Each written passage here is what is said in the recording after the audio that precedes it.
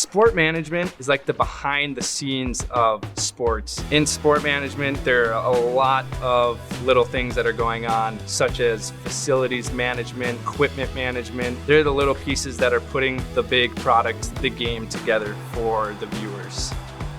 Sport management has prepared me for my future by giving me some great experiences within the sport field. As of now, I'm managing the women's basketball team here at NDSU. That's given me great networking opportunities. The faculty in sport management are great. They're here to look out for you, to help you. They have provided me with a bunch of opportunities, and other students as well, for our success for the future.